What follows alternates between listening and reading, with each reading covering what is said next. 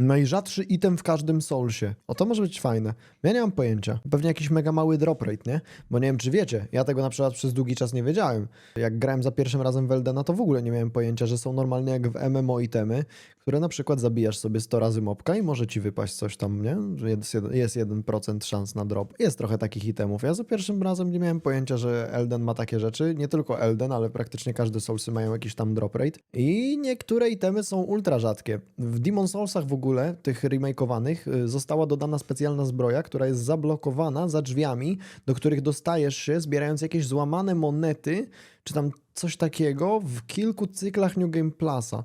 To jest porąbane. No i są takie różne itemy, których nawet możemy nie wiedzieć o ich istnieniu.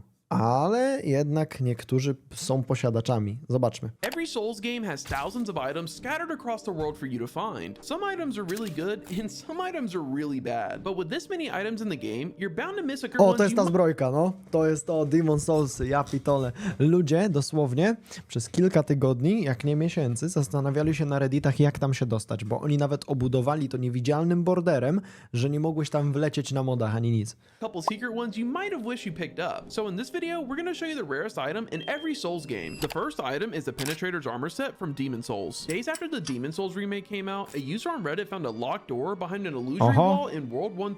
Niezłe, nie? Nie dość, że w ogóle...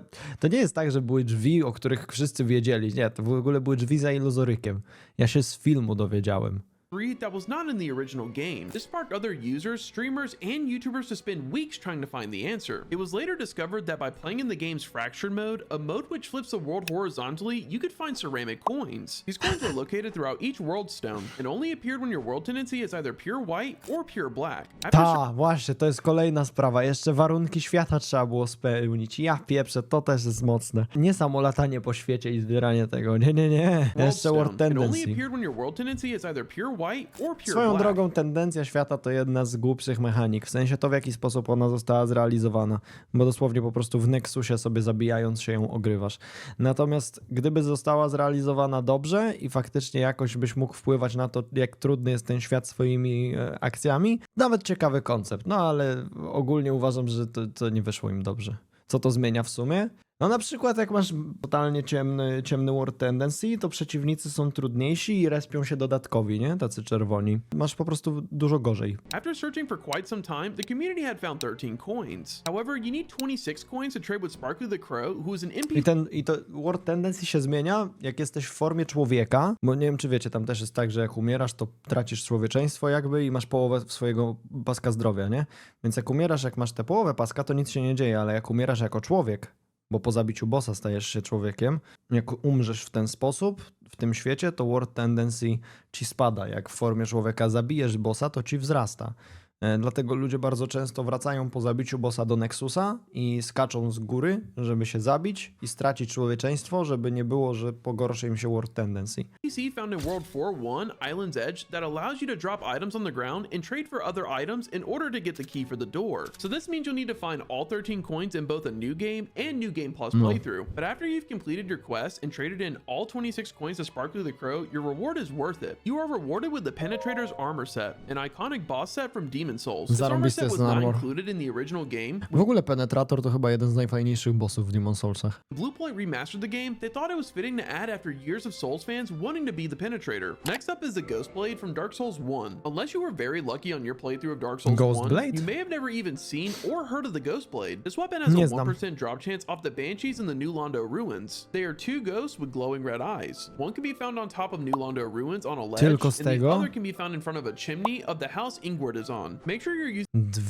Dwa duchy z 1% drop chance'em. To jest mocne, bo wiesz, jak ktoś ma 1% drop chance, ale tego jest 50, no to nie ma problemu, nie? Chwila i masz to, ale dwa duszki i co chwilę to resetować? O chłopie. Using your symbol of avarice and have at least 10 humanity while in human form for maximum luck, so you can get this weapon. The Ghost Blade allows you to damage ghosts without the use of a transient curse, which is pretty neat. However, it's not the best weapon since it only scales E with strength and is upgraded with twinkling titanite shards. Other than that... Ale fajne w sumie, że że zrobili item, który normalnie możesz, nie musisz odpalać tego i klątwy, nie? Tylko możesz sobie napieprzać te duchy. Spoko. It just has a standard dagger moveset. The other ghost here can drop the Jagged Ghost Blade, which has the same drop chance, but drops more of the common ghosts in the area. This one is actually considered a curved sword, so it has the same moveset as a scimitar. With a good amount of bleed on the weapon and it only requiring 7 strength to wield, it makes it a great option for Souls level 1 runs. Would you believe me if the item in Dark Souls 2 was just a pickaxe? No matter how many times you have played Dark Souls 2, there's a pretty good chance you have never even seen this weapon. This is the pickaxe. In order to get it, you must... Wiedziałem, że on istnieje, ale nie wiem, jak go zdobyć. W ogóle w Dark Souls 2 jest absurdalna ilość przedmiotów. To jest coś, co ludzie mówią, że Elden Ring się tym inspirował, bo ilość buildów i możliwości w Dark Souls 2 jest przytłaczająca. Zresztą w Dark Souls 2 pojawił się system power stancingu, że masz dwie bronie tego samego typu i specjalny moveset się odblokowuje. Tam nawet jest broń chyba, która jest kowadłem przywiązanym do patyka i nawalasz kowadłem w ludzi. Bardzo śmieszne różne bronie są w Dark Souls 2. Must first go to the Brightstone Cove. There you must aggro one of the pigs in the camp and have him follow you past a prowling Magus boss fight arena all the way to the church full of spiders in Lower Seldora. This is not an easy task at all. The pig will get caught on doors and walls often, so make sure he maintains aggro. This can be made easier by wearing the red eye ring, making his aggro radius larger. Also make sure all the enemies on the way are cleared. Once in the church, he will need to consume a small patch of mushrooms. After the mushroom patch is gone, the pickaxe will appear. The pickaxe is a good PvP weapon, and it's not bad in PvE either. It scales A with strength to... To tylko w Dark Souls 2 coś takiego mogli wymyśleć. To to się tak zgadza z tą grą. +10 and does thrusting damage, so it does scale with the old Leo ring. For all the work you have to go through to get this weapon, I would say there are much better options, but if you're looking for a fun side quest or a rare item to show off to your friends, this is definitely it. The next item is the Ring of Betrothal from Bloodborne. This rare item is buried deep within one of its Chalice dungeons.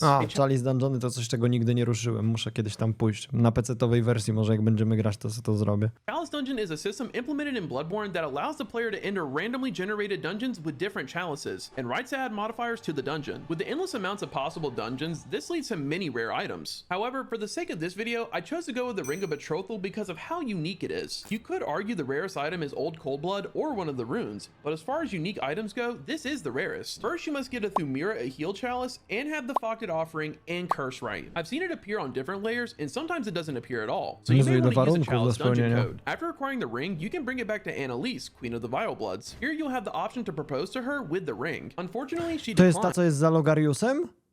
A ja właśnie zastanawiam się, do czego ta baba służy, nie? Saying she has little need for a concert and essentially doesn't want to ruin your life. Unlike other Souls games where rings benefit you, this ring does nothing, so it's literally useless. Moving on to Dark Souls 3, the rarest item is the heavy crossbow. There are a ton of low drop chance weapons in Dark Souls 3, but I find this one to be the most surprising. Although you might think it is a common weapon, you might be surprised to find out the heavy crossbow is a low drop chance off of only one mob in the entire game. And on a casual playthrough, you will most likely run past this Cathedral Knight. Head to the Cleansing Chapel bonfire and exit the shortcut on the left-hand side of the room. Take the elevator up and climb the ladder just outside. Behind the deacon in this room will be a broken wall. Go there and then drop on top of the beam walkways. The heavy crossbow has a chance of dropping from the single knight wielding a crossbow on the left side of the rafters. Alternatively, you can shoot him down from below and he will fall to the ground level. However, if you are using this method, make sure you have the cat ring equipped so you don't take damage jumping down after him. This weapon is by far not the best crossbow in the game, considering most crossbows are the same, but if you pair it with explosive bolts or a great shield, it can be quite viable for PvP or PvE. The next and... Trochę poryte, że to jest drop z jednego ziomka jeszcze tak beznadziejnie ustawionego, nie? Pod kątem farmienia tego wielokrotnie. Co programiści mieli w bani, nie? Robiąc coś takiego. Dobra, dajmy to temu jednemu typkowi. Do Elden Ring, tego jestem ciekawy, czy jest coś, czego nie wiem. Final item is the Haligtree Crest Great Shield from Elden Ring. Unlike every other item on this list, this shield is one of the best items in the game. It can easily help you beat the final boss of the base game before you even get to the difficulty that is Shadows of the Erdtree. The Haligtree Crest Great Shield can only be dropped by one specific Haligtree Knight in the graveyard beside the church at the bottom of Elfil. Dobra, to teraz wam coś powiem. Nigdy tego nie widziałem. Pierwszy raz w życiu widzę te tarcze i tego rycerza, kurwa. Mam 1000 godzin w tej grze. To the base game before you even get to the difficulty that is Shadows of the Erdtree. The Haligtree Crest Great Shield can only be dropped by one specific Haligtree Knight in the graveyard beside the church at the bottom of Elfil, Brace of the Haligtree, and only has a 4% drop chance. Nie, 4% to jest całkiem sporo jak na Eldena, ale fakt, że to jest jakiś jeden typek ukryty po prostu dużo zmienia. You want to equip the Silver Scarab Talisman and munch on some Silver Foul Feet to increase your item discovery. All other No na przykład masz kosę z tych, z cmentarnych tam jakichś szkielecików, no to kosa to ma 1% drop chance'u, nie? Więc są rzadsze itemy, ale z drugiej strony mob, który to dropi, jest znacznie bardziej popularny, więc to też inaczej na to się patrzy. Like Tree Knights, regardless if they wield this shield, will not drop it. To reach the knight, go to the drainage channel side of Grace, head outside, and follow the roots to your Jak left. do Drop down Maleni. onto the first support beam that No. slopes down to the right. Halfway down there is a branch to your left you need to drop down to. Cross the branch and fall onto the ledge. No. From here, jump to the church balcony and drop on the knight. This stylish shield A, tu requires niżej. To ja tam byłem, ale nie miałem pojęcia, że ten typ to dropi. 38 strength and has the highest holy resistance in the game,